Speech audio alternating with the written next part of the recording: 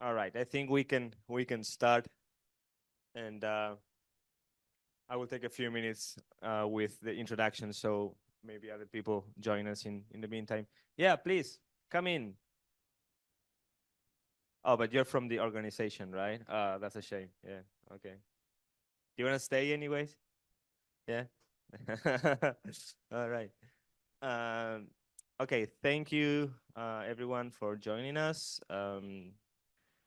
My name is Franco Giandana. I am from Access Now. I'm a policy analyst at Access Now. And today we have a very interesting session titled AI from data collection by default to collective privacy by design. We're going to be addressing, I would say, rather important question around collective privacy. And before we dive into it, I want to read just a few short paragraphs that I prepared for this occasion as an introduction to the subject that we will be addressing. Privacy and data protection has a great importance as both individual and collective pillars that support free, equal, and fair societies.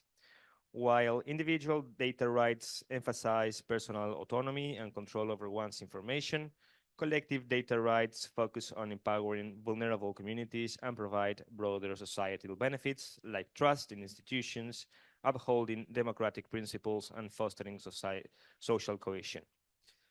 Current data regulation frameworks primarily highlight individual consent and data rights, often overlooking the wider societal implications of data processing activities and the potential for collective action and redress. Our goal in this panel is to reimagine privacy and data protection to ensure a fairer, more equitable digital future that benefits individual communities and society as a whole.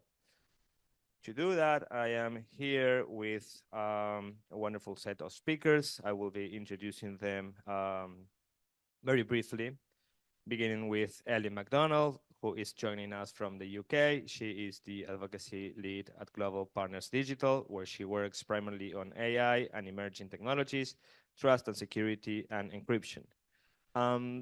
It would be great. I don't know if we have someone from technical support to have Ellie and Juan Casts here there, and yeah, because we do have both of you, Juan and Ellie, on big screen in front of us, but I'm not sure if folks can actually see you. So yeah, there, wonderful.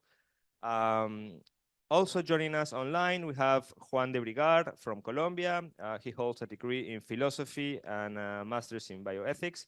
He is an independent consultant on issues of ethics, technology, and human rights, focusing specifically on DPI, digital ID, AI regulation, labor, and technology. I like to say that Juan is the philosopher in the room.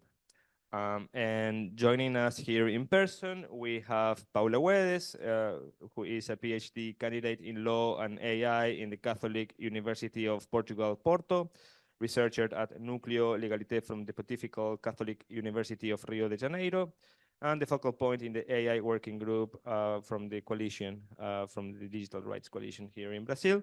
And last but not least, we have Lucas Marcon, who is a lawyer, master's student in civil procedural law at the University of Sao Paulo, and he works as a lawyer for the Telecommunications and Digital Rights Program for of the Consumer Protection Institute, IDEC.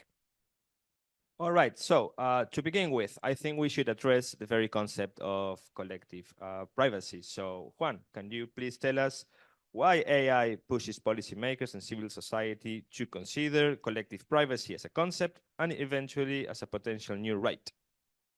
Sure thing. Thank you. First of all, it's great to be here. I'm sad I can't join you in person in Rio. The yearly trip to the city was becoming a very neat time of the year, but well, maybe next year. So I will answer your question, but I won't answer it till the very last part of the presentation because I want to begin somewhere else in order to get to collective privacy, which is, I think, the basis. I mean, I'm going to try to present the basis that gets us there, if possible. I don't know whether the philosopher in the group is going to do the most clear presentation, but I hope it at least gives some ideas into questions we may want to answer throughout the panel.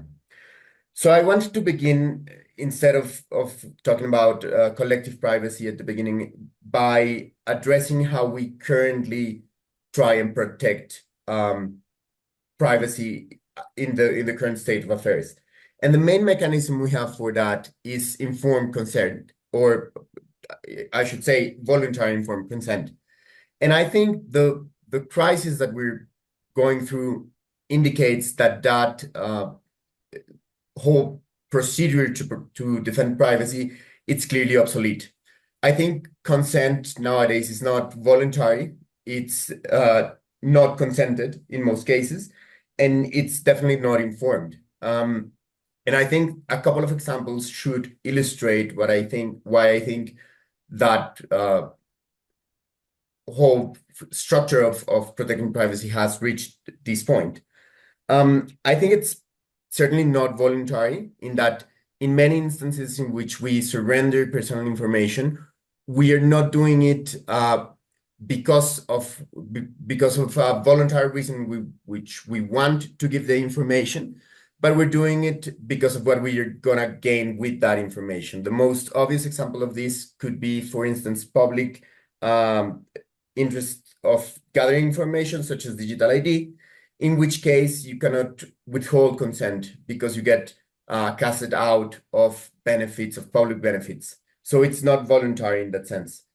It's certainly not informed, and this is particularly important for AI, as we're not able to tell how our own information is going to be used in the future. That's particularly the case with AI systems, because nobody really knows how data is actually being processed and how it is being used due to the black box principle. So even if they inform you that they are going to use your information to, for instance, train a model or to create generated images out of it or that sort of thing, they are not in a position to tell you how your information is going to be processed specifically. So it's not informed in that sense either.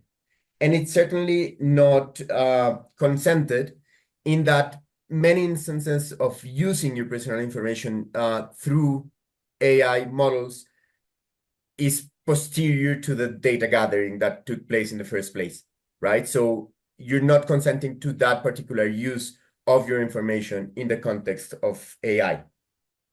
So I think the basis we have to protect privacy currently is definitely not doing its work. It's not working properly for protecting individual privacy, and that leaves us in a landscape that determines that we need to move forward with a different paradigm, a different way of thinking of how to protect privacy.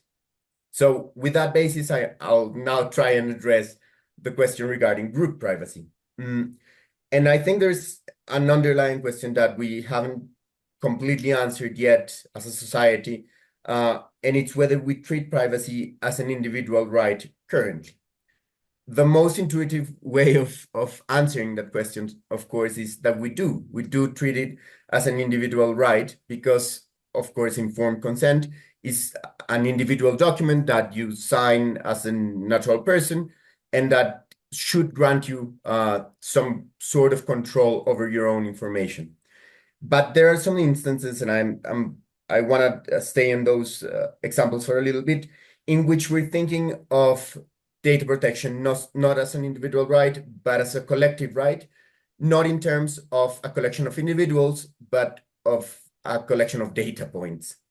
Of course, data points don't have rights, but individuals who hold those data points do have them. So in some instances, we think of data points or the collection of data points as being more sensitive, of course, and of being protected in a particular way. And I think that paradigm should help us move towards a group protection or a group privacy paradigm. Of course, I'm thinking of the sort of thing that we protect biometric data or health data with, the sort of paradigm we have for that. In the AI Act, which my colleagues will probably address briefly, the biometric data are particularly protected because of the concerns we have of how they can be used. And this sort of paradigm, I think, points us in the right direction of how we want to protect privacy as a collective right. I think the issue is not on how we group individuals and whether we're going to grant a particular group of individuals with a higher standard of privacy, but rather whether there are data points that shouldn't be able to be used in certain ways. What has changed with AI is not the type of data or the amount of data that has been gathered, because we have big data practices going on for a long time. So that hasn't changed that much. But what has changed is how those data are those data sets are processed and how they can be used. So I think privacy should be more concerned with that second part on how we use data rather on how we collect them. And definitely the burden should not be on the individual. I think for that, in order to achieve that higher standard for protecting the privacy of certain data groups, we should be taking more seriously a couple of principles that are in most data protections legislations around the world, which I think are sort of overruled by AI. And those two are the limitation of purpose and the minimization of personal data. We usually think of those as being something that's prerogative to the individual, something that the individual can choose. I limit how an entity, some big tech or the state can use my data, and I limit the extent of data from me which is gathered. So the minimization and the purpose limitation are usually thought of as being like a responsibility of the individual. I think this shift should be there. We should take those principles into consideration on whether the big tech can actually gather those data and how they can use them. And I think less emphasis is placed on how that data is used rather than whether people surrender it. I don't want to go too much into detail as of now because I know we'll have time to address more questions. But in order to close this first introduction, I'd love to share with you a metaphor that I read on a recent article that I thought was very accurate, and it's a fisherman's metaphor. The idea is that when you're gathering data, you may cast a very wide fishing net, which is aiming at capturing large prey, say whales or that sort of thing. But most of ours are actually sardines and in the net. And what we have in place is regulations or protections that allow each particular sardine to get out of that net. And I think we shouldn't be aiming for that. We shouldn't be aiming at stronger informed consent forms or that sort of thing, but we should rather be looking at the fisherman who's trying to cast the net and wondering whether we should permit nets to be casted in towards that sort of prey and rather than allowing for that sardines to escape the net. So I hope that metaphor serves well throughout the rest of the conversation. And for this first introduction, I'm going to leave it there. I'm sure we'll have time to tackle a lot more questions. Thank you, Juan. That was wonderful. I think now everyone understands why I say you are a philosopher, ending your initial remarks with that metaphor. And I would like to highlight and quote one thing that you say that struck to my mind, which is collective right understanding collective not as a collection of individuals, but rather as a collection of data points. That is one thing that I would like to reflect as we move along with this session. But now I want to listen from Ellie and ask her how this question of collective privacy has been addressed in the EU, in the UK, or globally, and if she can share visions or experiences regarding this policy, this way of addressing such an important question. So Ellie, can you share with us? Thank you. Thank you so much, Franco, and thank you for allowing me to join you in Rio from London. And I'm very privileged to be speaking after Juan, who made such astute remarks. Much like Juan, I'd just like to reflect first on the question, and then I will indeed on the broader theme of the session, and then I will certainly answer the question. I think it's such an important and valuable discussion we're having because the nature of data-driven technologies have challenged the premise of individual rights and individual redress. And that's because of the very nature in which they work by profiling and grouping people according to their characteristics and preferences. Often that can align with existing protected characteristics like race or gender, but to Juan's very valuable point, they can also be more novel and unpredictable, such as arranging us by certain attributes, such as being a slow mouse scroller or a dog walker. So I think considering how the novelty of these technologies impacts the existing framework that we have is really important, particularly because they also have the potential to increase at scale those violations and to increase at scale those collective harms that do impact particular groups so gravely. And in that context, of course, the individualized model that we have, where individuals have to bring a claim once their data has been extracted or misused, it's very difficult and very challenging in that context. But you asked me particularly about strategies and particularly to contemplate the landscape outside of Latin America, in Europe, in the UK, and globally. So I guess the short answer to that is that collective privacy is not reflected in the regulation that we currently have. But I hope that in my intervention, I can show that there are strategies that we can use to deal with collective harms in existing legislation, as well as avenues through which we could stretch or reconceptualize the legislation that we do have to accommodate for collective rights and collective harms.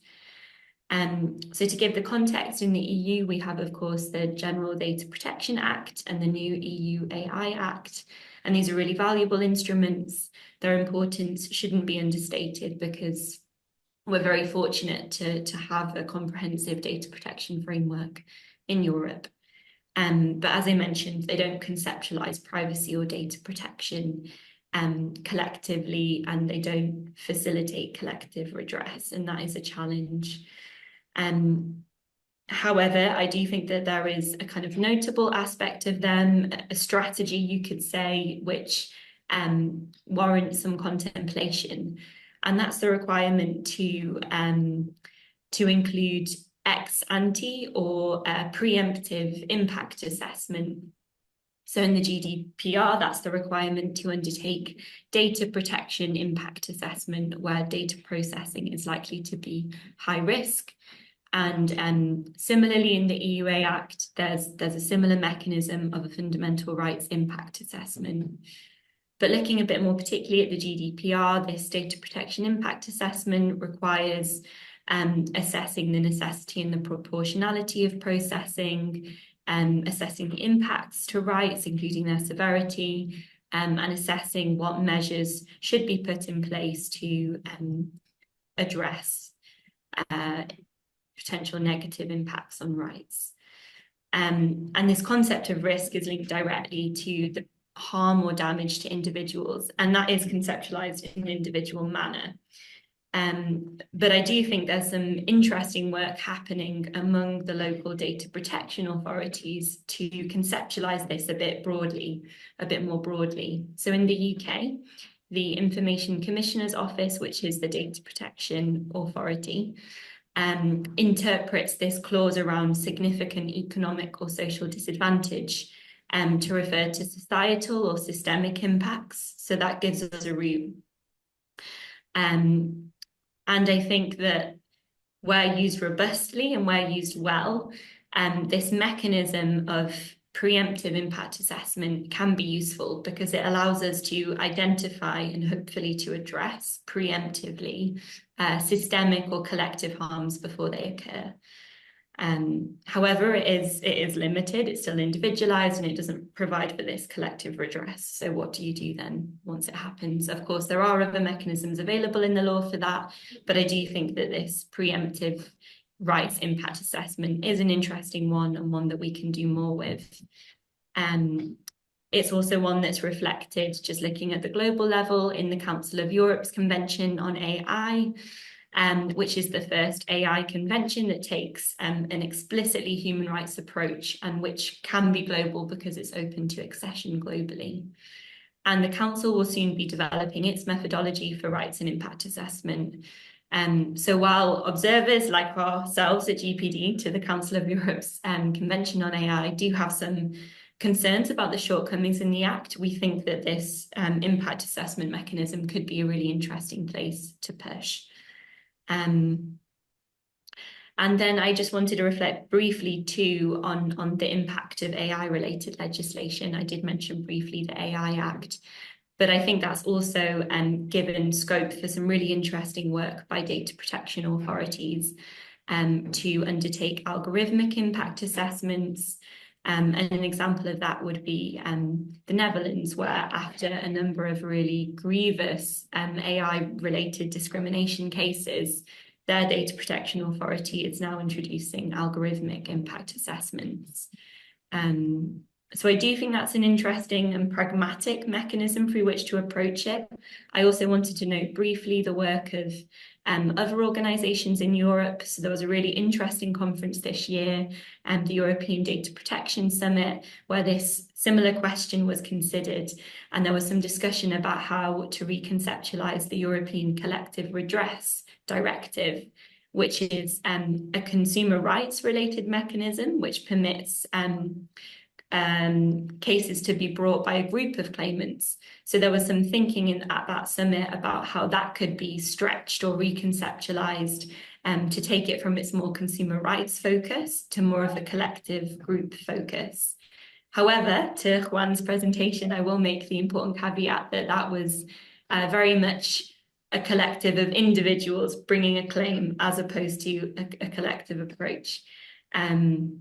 So while there are strategies within the existing laws we have, I think that this talk, this discussion now, and kind of imagining work that we're doing, you're doing, is so important. And I'll leave it there and looking forward to coming back for more questions. Thank you. No, thank you, Ellie. That was wonderful.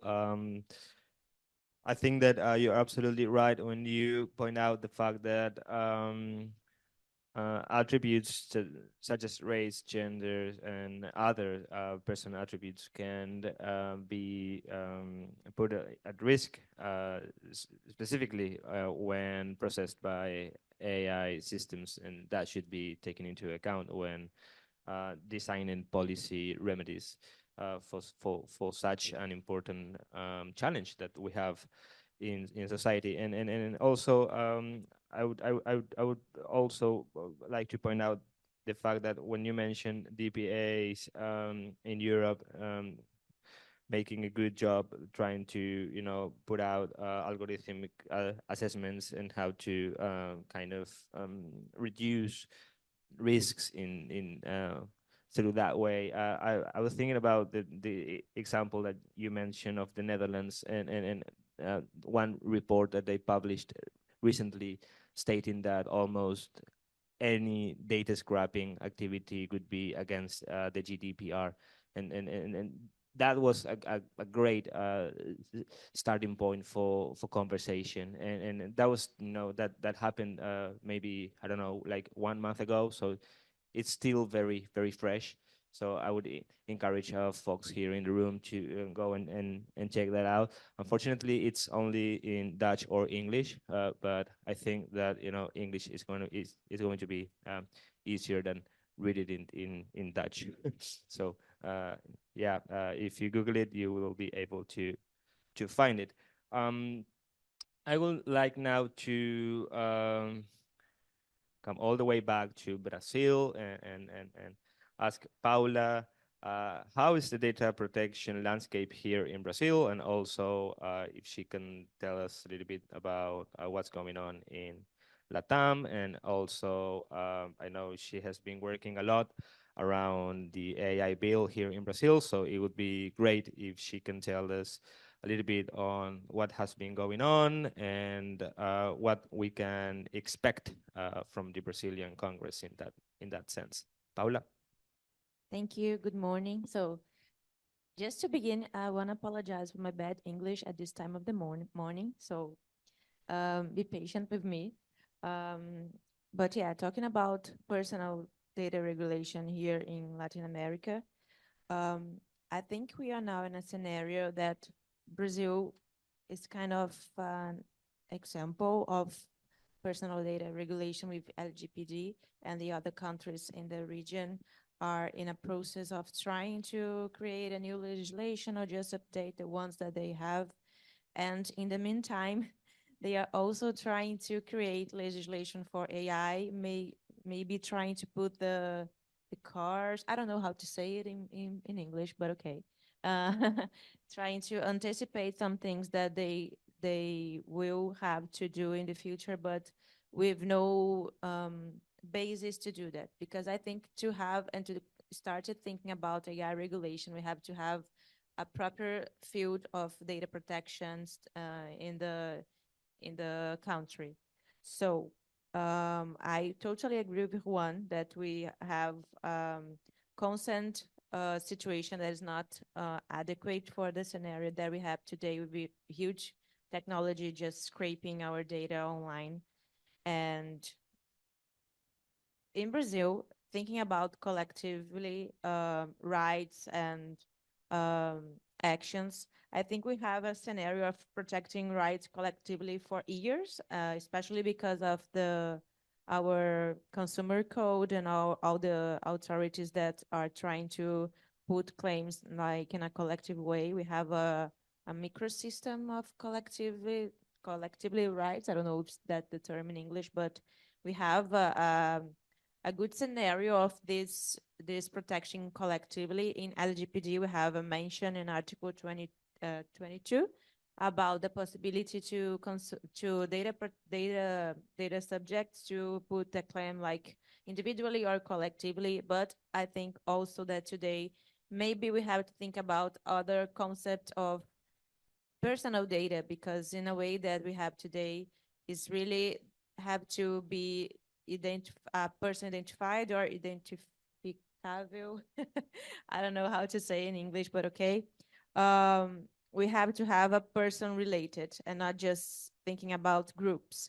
And today, with all the situations of algorithm making decisions and so on, today maybe it's not so important to know who you are individually, but in which group you are positioned. So we have to think about this maybe new concepts of personal data or so on. But in this case, I think it's good to think about AI regulation to try to put things that are not regulated or we have questions about. So thinking about the Brazilian AI regulation, we have nowadays a bill, the 2338, that is current in the Brazilian Senate.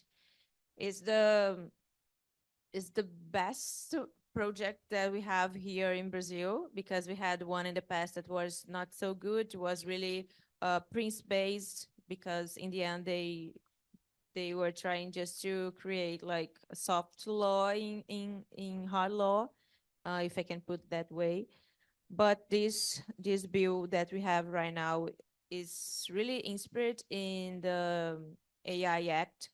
But I usually, as a person from the global south, I don't like to say that we are just importing things from Europe. So we have an inspiration, but we have our particularities that the bill is trying to address. I think it can do more, but nowadays it's good, because they look for our scenario of structural discrimination. They concept indirect discrimination, the bill, and we have a lot of articles that try to protect more vulnerable people. So I think it's really interesting this sense. But we also have like criticisms related to how we have a bill that protect fundamental rights, and it's rights-based, not just risk-based approach, but rights-based approach. And nowadays is almost authorizing use of facial recognition in the law enforcement. So it's a huge criticism that we have right now. But in general, the bill as are today is really good because it's risk-based and rights-based approach in a way that we have just obligations for the AI agents according to the level of risk. So we have the AI systems that will be prohibited because they have excessive risks, and the systems that will be just high risks, that they are it's authorized, but you have to comply with a lot of governance measures. So something like algorithmic impact assessments, as Ellie was saying. Also looking more for data protections and all these preventive measures. So it's a good way, and also put measures to foster innovation. It was a huge criticism that some sectors of the society were trying to say that the bill was just would just hamper innovation and this economic development in Brazil. But now we have, like, especially in the bill, thinking about measures to foster innovations, and we're also trying to create a kind of new systems of enforcement, having a central authority with other sectoral authorities all working together. So it's a bill right now that is really good. And I know I have just 1 more minute because I told Franco that I would be straight in 8 minutes. So right now, in a scenario that this bill is to be voted in the Senate, we have to wait for the next episodes of this novel. But okay, I just wanna end my first speech now to say that I work for a coalition of networks rights, and we just released an open letter about this bill in Brazil, just defending this open letter. So if you wanna download it, it's available in our website. We just published it together with Access Now. So it's in Portuguese, in English, and also in Spanish, but we have to just see some things in the Spanish version. But to conclude, also Access Now published a report about AI regulation and the scenario of AI regulation here in Latin America, and they just published it yesterday in English. So please just check, and I will be happy to continue this conversation after. Thank you.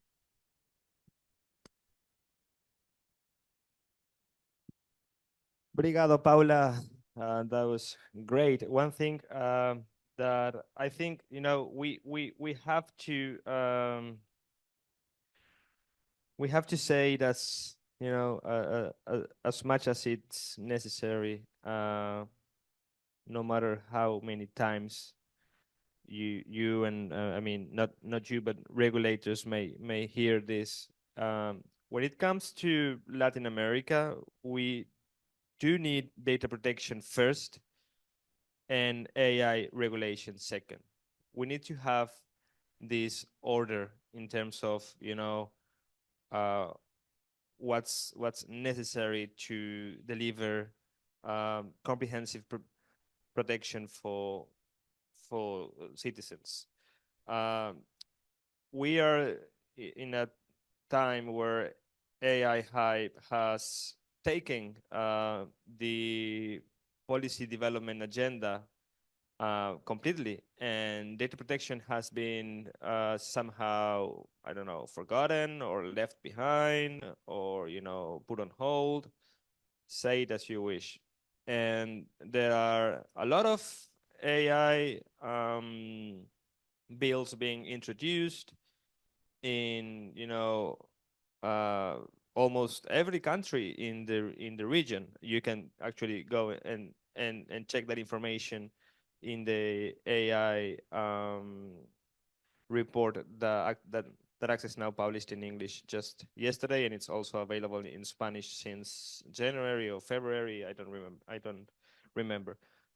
So, you know, from civil society, we need to flag the fact that we do need to address data protection first. If not, any AI regulation that come into place will be, you know, somehow incomplete or will not be able to deliver the very purpose for what it was created in the first place. So yeah, that's where we're standing in Latin America right now.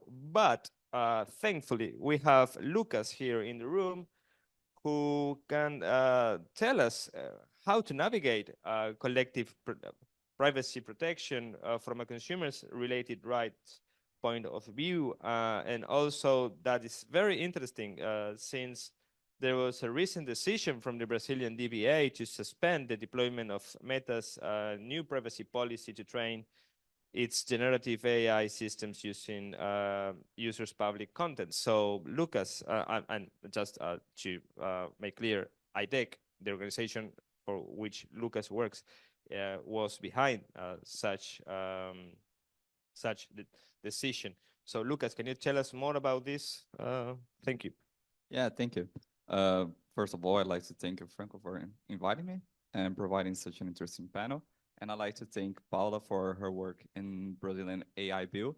She gives us a voice for civil society in the Senate. And if not for her work and some other colleagues, civil society would be represented in this AI bill. So Brazil has a relatively young DPA. It's been establishing itself since 2020. And I use the word establishing as meaning it because it's unfortunately not adequately funded by the government to efficiently regulate and supervise personal data protection in Brazil. Only last year, our DPA has finished its regulatory powers to sanction and fine perpetrators of data protection laws, for example. And its first fine was for a small company that doesn't even exist anymore. And it was like 14,000 reais, which is like 3,000 euros, something like that. Yeah. But we had this interesting news regarding Meta policy to train its generative AI using users' public content. And this new Meta privacy policy came into force in June 26th, and essentially allows the company to use publicly available information and content shared by its consumers to train and improve its generative AI systems. On the same day, on the 26th, IDEC filed a report to our DPA with a deep analysis on how this Meta policy violates our data protection and consumer laws. And on July 2nd, so a week later, our DPA issued a preventive measure ordering its immediate suspension in Brazil, and also issued a daily fine of 50,000 reais for non-compliance after evaluating the risk to data subjects of this privacy policy. In its analysis, the DPA considered the legal hypothesis used to justify processing of personal data being legitimate interest of the company to be inadequate, and that it cannot be used by the company to process sensitive personal data such as biometric data from consumers. And another argument was really based on purpose and necessity, because our law is somewhat based on GDPR, so it's kind of similar in this, those principles. And so it gets somewhat what Ellie was explaining to us. And its argument was consumers expect that the information shared by them on Meta's platform is seen by their relationships and their friends and family. and not exactly it would be used to improve generative AI, especially since the data was provided years before this new privacy policy came into place. And on July 17th, so yesterday, Meta announced it suspended its generative AI training with Brazilian user data. But we have some issues right there because, first of all, our DPA measure was issued days after the policy already came into place. So, and after a few days, Meta responded and asked for a few more days to comply with the order. And on July 10th, our DPA agreed to allow 5 more working days for Meta to comply. So for at least 3 weeks, Brazilian personal data could be used to train generative AI, and we don't know anything about it. Meta isn't transparent about its use, and they haven't confirmed. They just announced they stopped training yesterday. Even though our DPA had analyzed and said it could provoke damages to data subjects and was deemed as irreversible. Even though the quality of the analysis by our DPA should be recognized in this case, and it was the correct interpretation of the law, the measure came a bit too late. Yeah.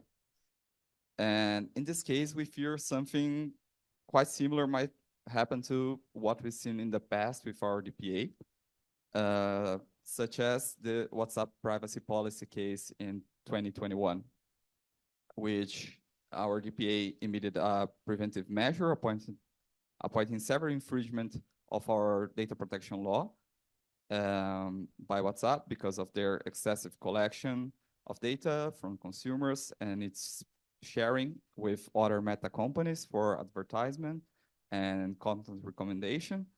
So in that case, our DPA also actually had an administrative investigation with 3 other authorities in Brazil, but months later, it changed its mind and found the privacy policy was adequate, and after just a few cosmetic changes from WhatsApp. So on this Tuesday, the 15th of July, in IDEC, we filed a class action against WhatsApp and our DPA, demanding against the DPA transparency regulations and regulation about how secrecy is granted in administrative proceedings, as this has been a major problem in their administrative investigations. All civil society can access their investigations. We can know how much work they've done.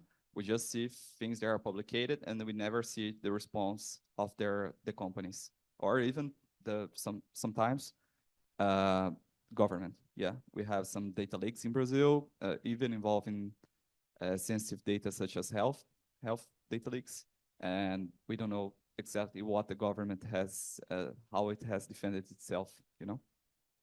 So, in this overview, I must add, we need to stop treating a collective problem of data sharing and processing with AI from an individual perspective. As consumers, as one beautifully explained to us, cannot consent without design bias and induction from companies. And DPAs, especially in this case, our Brazilian DPA, needs to stand and assert itself, differently from what happened in WhatsApp cases in 2021.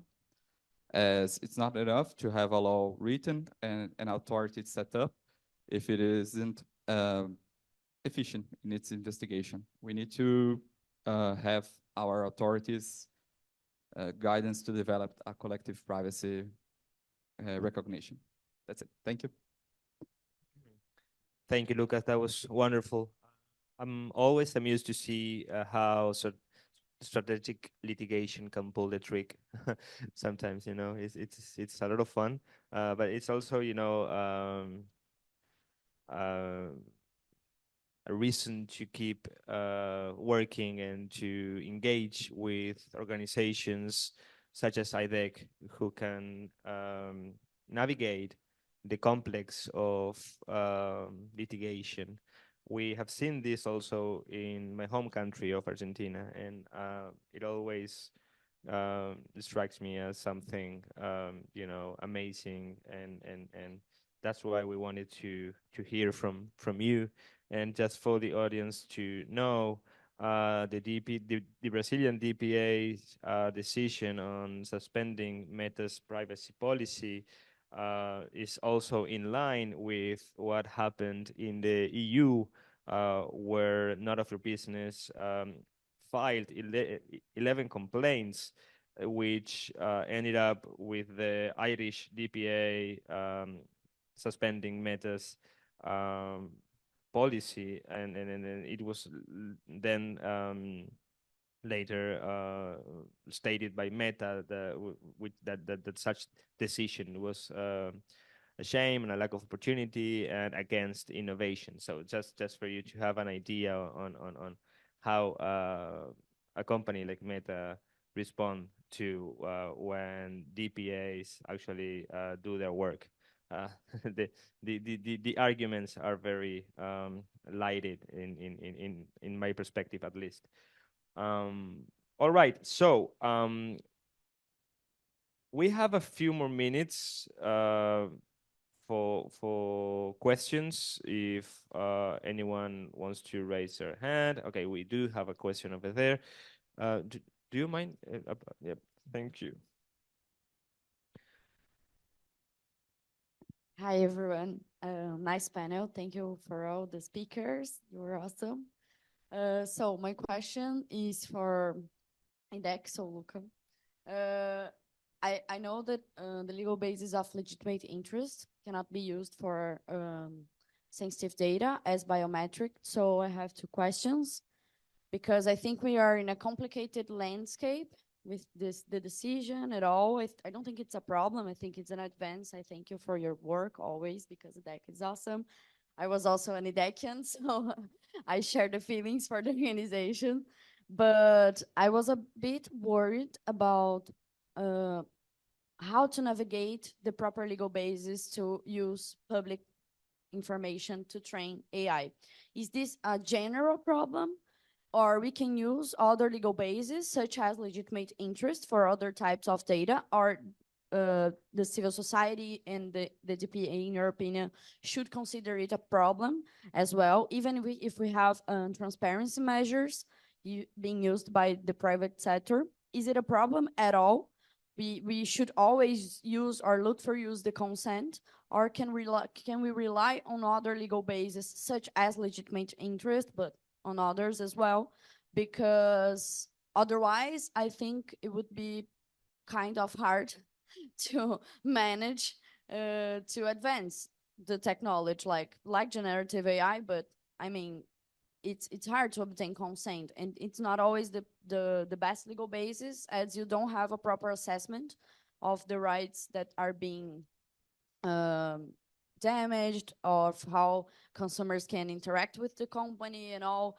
I think we have like a ghost on legitimate interest, but sometimes it gives a burden to the companies to assess so hard what rights are being damaged, how can we give transparency measures and everything, that it's even better than consent. Even in Brazil, that people have not literacy enough to consent freely and informated.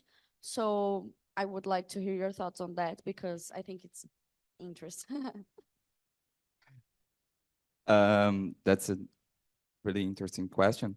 And I think the answer right there is we need some baseline established by our DPA on legitimate interest.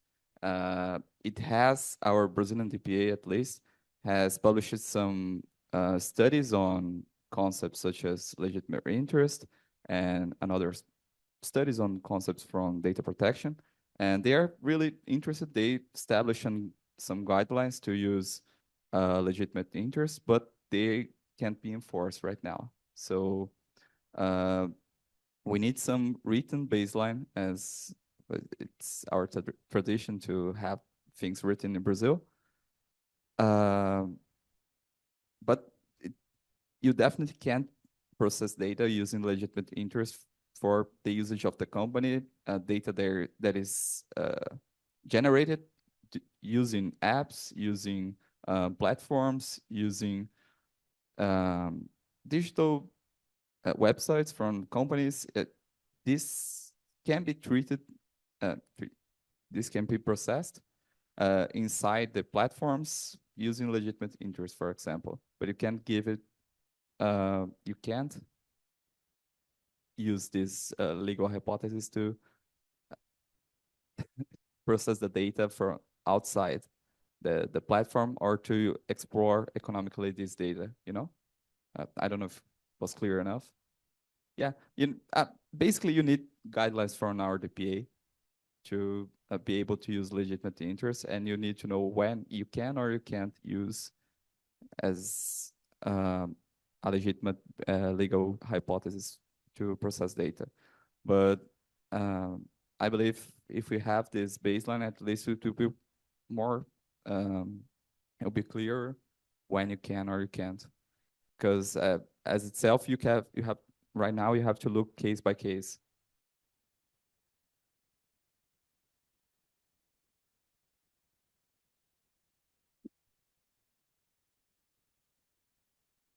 Right.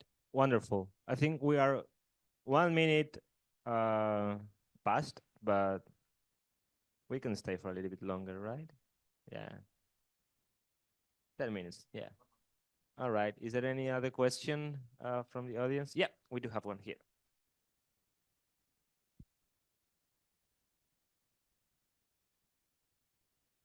Hi, good morning. My name is Isabel. I work as a journalist in a website called Mobile Time. And yesterday, Tainá Junquilho asked the audience and the speakers if they have the same feeling as she has, that the big techs don't want to be regulated at all. And in any basis. And so I want to ask the same thing for you guys, and if you have this feeling as well, that in Europe or in UK or in your country, if the big techs, they don't want to be regulated at all, because we have this feeling here in Brazil.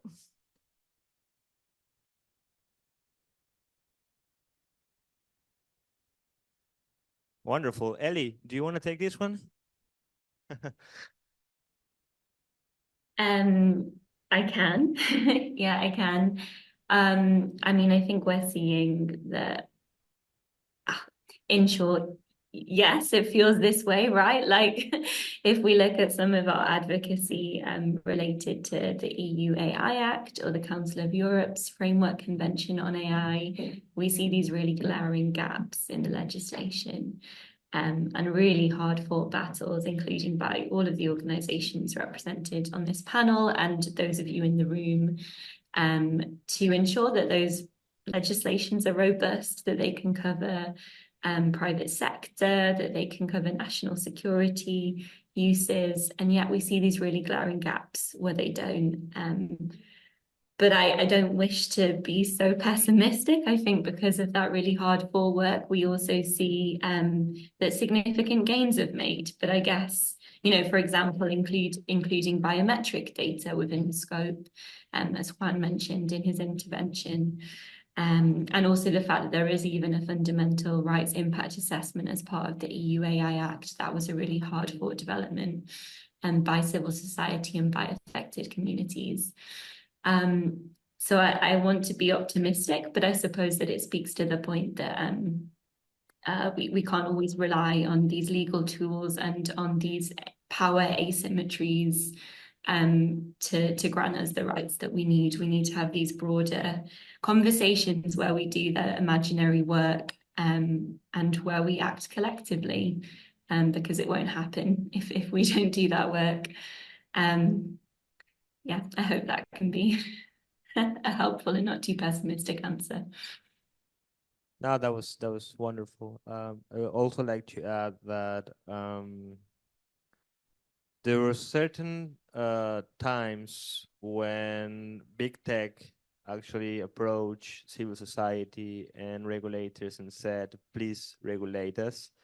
But that was, that might have been a strategy to create more asymmetry and to make competition even harder for players behind their capacity of computation and innovation. So I think this is a very complex question, and I don't think we might get a proper response if we go and ask straight to big tech what their position is. So yeah, I think that's a wonderful way to wrap up this session. I'd like to thank everyone joining us, and especially our speakers. And Juan, Eli, thank you for joining us online. I hope you have a wonderful rest of your day. And yeah, let's keep conversation in the coffee break. Let's go for coffee before other sessions start. Thank you. Bye-bye.